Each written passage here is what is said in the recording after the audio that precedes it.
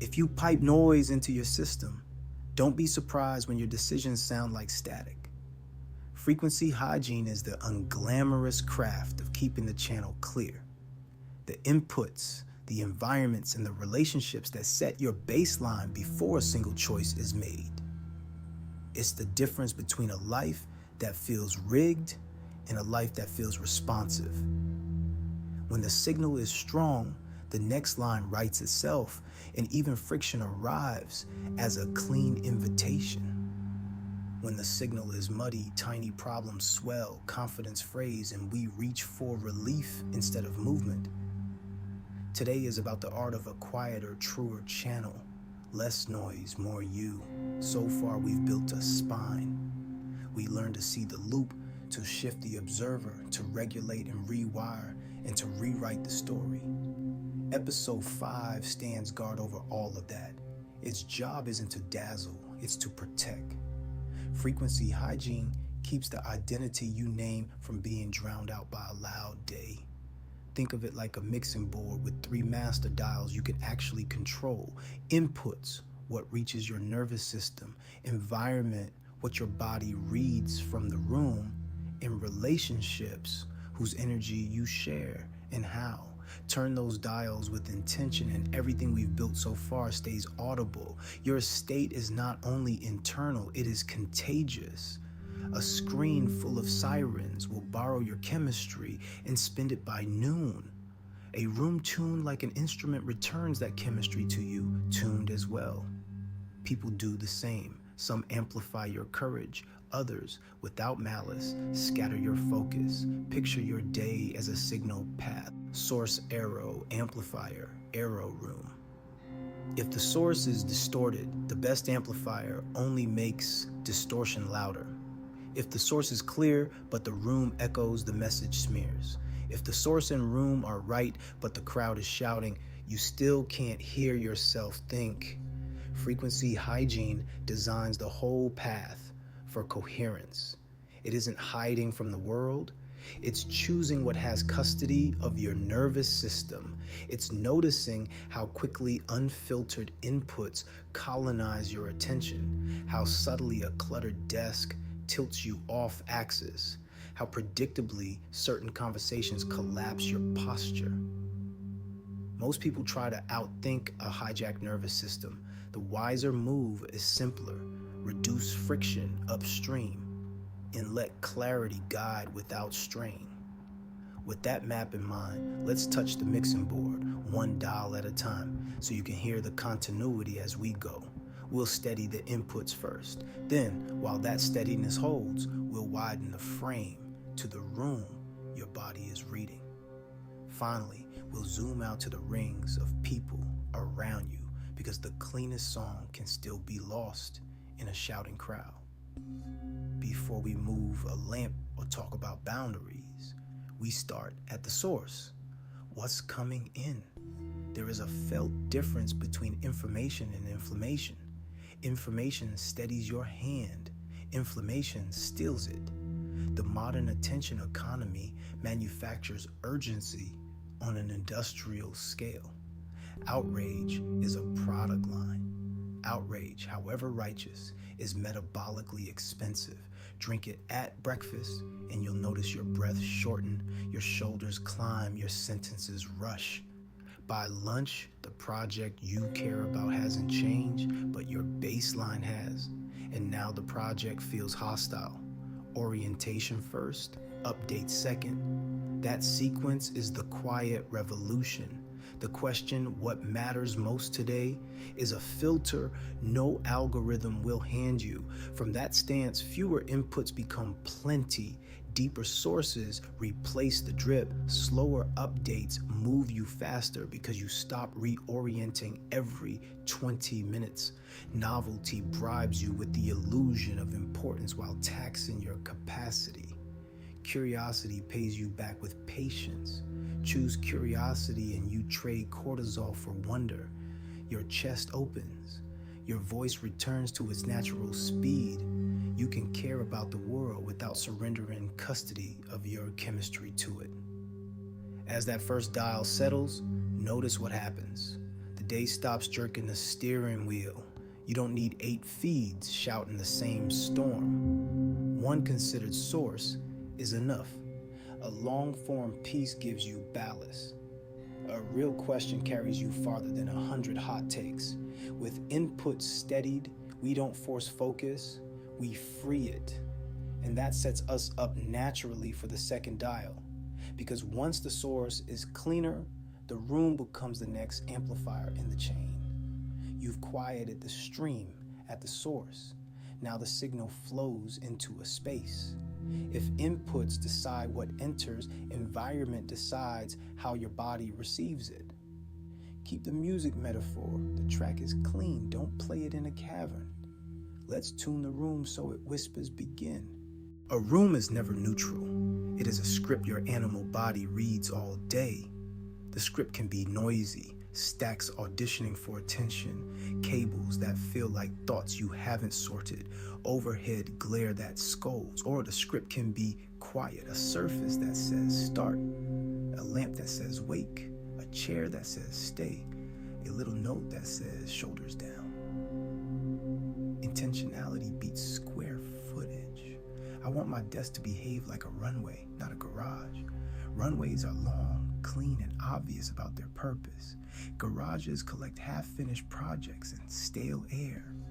Objects on the desk earn their place. The screen, the water, a pen, and the single card that names the first move. That isn't aesthetic minimalism, it's cognitive mercy. Each extra object votes for its own relevance. Too many votes equal indecision. Light in front softens the face and opens the chest. Glare closes both. Sound should support rhythm, not compete with language. Instrumentals when words matter. A gentle hum when focus likes a wall to lean on.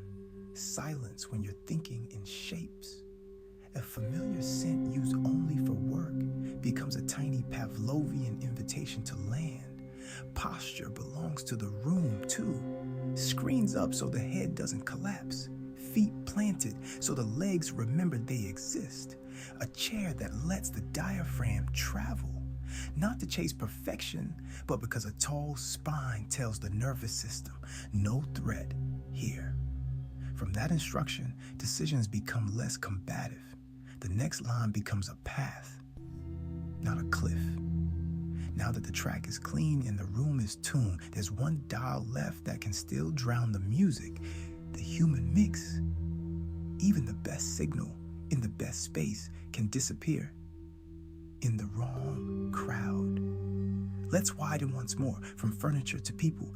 Think of this last dial as the room inside the room. You've set the conditions, and now you're inviting energy into them. Who stands close to your work? Who echoes your clarity and who, without meaning to, scatters it? Let's map the rings. Humans are fields. We entrain to one another quickly. You can feel it in your jaw after a conversation that bent you into shapes you don't like. And you can feel it in your chest after time with someone who pulls your best sentences forward like silver from a drawer. This is why rings help. The inner ring is small and strong. It multiplies courage. The middle ring is wide and warm. It holds collaboration and polite serendipity. The outer ring is vast. It is the world, worthy of respect but not of infinite access. Boundaries here are not punishments. They are agreements that keep affection from becoming exhaustion. The cleanest boundaries are plain spoken and calm. They don't perform, they don't litigate, they don't apologize for existing. Short sentences help. 2 clear options help. Silence after a question helps. You're not trying to win. You're making truth easy to choose. Clarity is kindness. When your edges are known, the people who belong close feel safer, not pushed away. They like you sturdy. The people who don't yet belong close may want more access than you can responsibly give. You can still be generous, just not with the keys to your chemistry. Frequency hygiene in relationships is stewardship. You keep your signal whole so that when you give it, You give something true, and notice the continuity across all three dials. Inputs guard the source. Environment shapes the amplifier. Relationships determine the audience that receives and sometimes refracts your signal. Turn any one dial and you'll feel some relief. Turn all three and the day aligns. Which brings us to a story, because you'll feel the transitions most in motion. There was a stretch when 2 o'clock was my witching hour. The morning ran on rails and then the air thinned. A quick look at the news became 3 tabs of catastrophe. A glance at a group chat became 10 opinions about a world none of us would influence beyond the screen. Somewhere in there, caffeine got lonely and asked for friends. By 3, the task I cared about most hadn't changed, but I had. My breath was shallow, my sentences fast, my shoulders high. The work looked strangely personal, like it was daring me to fail in public. I made a subtle bargain. I'll start after dinner when it's quiet. I seldom did. Night filled with compensations. Morning filled with the residue I called guilt, but was mostly scattered chemistry. What broke the spiral was not a pep talk or a punishment. It was the mixing board. First dial. Inputs. I let the morning be mine again. Orientation first, update second. Fewer sources, deeper thought, slower news. Not as an ethical stance, purely as energy stewardship. The early hours stopped buying outrage on credit, and my breath showed it. Second dial. Environment. I made the room do more of the work. The desk behaved like a runway, surface clear enough to exhale on, light soft enough to open the face, sound steady enough to lean into. A small note said what my body needed to hear.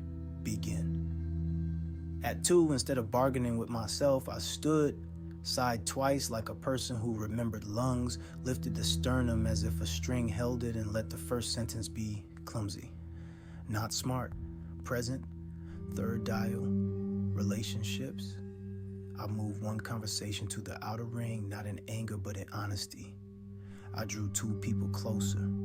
The ones who could text, breathe, and mean it. My tone changed with everyone.